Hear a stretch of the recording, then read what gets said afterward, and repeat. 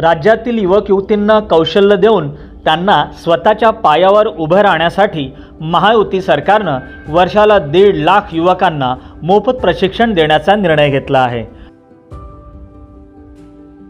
पंतप्रधान नरेंद्र मोदी यांच्या उपस्थितीत याचा शुभारंभ 20 सप्टेंबर रोजी होत आहे।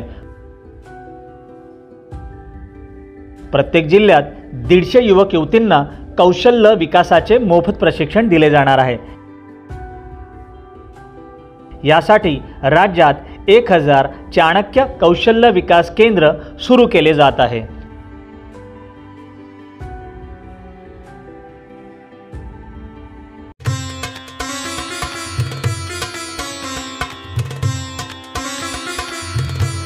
भारत 24 तास, संपूर्ण माहिती, संपूर्ण सत्य।